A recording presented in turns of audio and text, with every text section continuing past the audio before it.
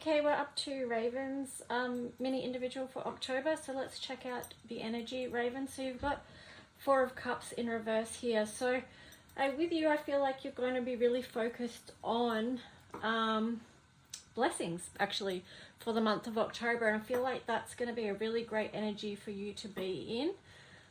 Yeah, how gorgeous is that? You got the Empress as well. And wow, yeah, so that's really beautiful energy. It's just like the focus on creating and, yeah, just creating beauty and appreciating the beauty around you. So I feel like that's really going to be a safeguard for you for your emotional well-being during the month of October. And here, the challenge is going to be, okay, so the opportunity is for creating. And yeah, the challenge is the Queen of Wands you've got here. So I feel like, you know, the opportunity is the Empress, which is really interesting because these are kind of like polar opposite energies. So although, you know, the challenge is going to be feeling like you can move forward with things that you feel passionate about, you're going to, what's going to help you get out of that is your focus on what you have around you, your gifts. This is very similar to the reading I just did before yours in a way. So it feels like there is going to be those safeguards for you and for others as well when they're focused on the right thing during the month of October, because it is going to have those challenges within the physical world. Yeah, so that co-creation energy in the middle is what's holding it all together, and remembering that and focusing on the good that you have to hand.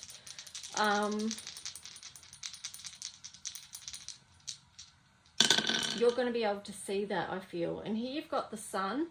So staying true to yourself. You've got Scorpio, sorry. And you've got the 6th house. So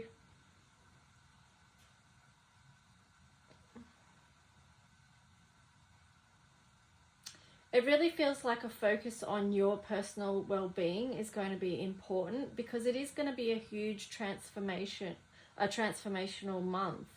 So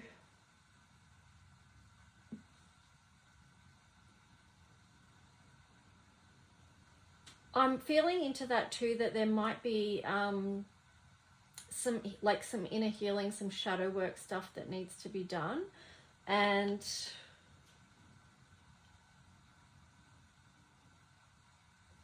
to not be afraid of that either. You know, sometimes that can sting. The Scorpio is reminding me of the sting of sometimes what we have to go through to get to the other side. But just remember who you are and standing strong in your core strength. So making sure your solar plexus is strong and strengthened. And even if you do feel like you're going through that darkness, you know, with this 6th house here, you know, it is a lot to do with healing. So I guess it's, you know, we take responsibility for doing our own healing work, and trust too that you're going to come out shining on the other side of that, even though it might feel dark at times. That, you know, here with your energy here about your ability to focus on light, I feel like that's what this message is. A focus on light is going to really get you through. And here we have the Knight, be brave and honest. So that feels like it links in with this Sun as well, because, you know, the Sun is linked to Leo, and that is about bravery and courage. And it takes bravery and courage to be honest about where we're at and how we feel about things and moving through that, you know. It takes bravery to keep showing up in this energy of the Empress and creating. Here we've got the Knight, yeah, the Sword of Truth as well. So just staying in tune with your own personal guidance, and also, what was I going to say about that? Yeah, your own personal guidance and your own personal truth.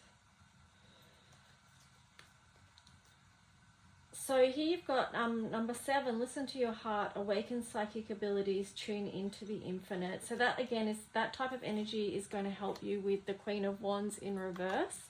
So tuning into the infinite and, you know, awakening psychic abilities. If you pair that up with the Empress energy, that's going to also work in your favor and feel really good. And here you've got music. Look, I feel like this with you because I just got a little bit of a vision of you sitting at your art desk there, listening to music, creating, you know, focusing on the good stuff that you have to hand, working with what you have and what you know and what you love already, sort of building on that. Not necessarily trying to bring anything new in at that time around resources and stuff, but just really growing what you have. And the music here is feeling like balance, you know, that, you know, staying in connection with music is going to help you feel balanced moving through this month of October. You might like to do sound healing as well. But yeah, it feels like if you're feeling like you're sort of leaning one way too much. So for example, when I was choosing the decks for this, I felt like, you know, choosing a lot of masculine decks, and I feel like that was just a heads up about the type of energy that we're going into. And it's like, oh, you might need to bring some feminine in to soften that, and vice versa, you know, it's just about bringing those back into balance as well. So that was yours, Raven, for the month of October, and I hope it helps. And try not to worry about perfectionism during this month, which was also relating to the 6th house as well. Just try and enjoy the process of what you're creating. Okay, thanks, Raven.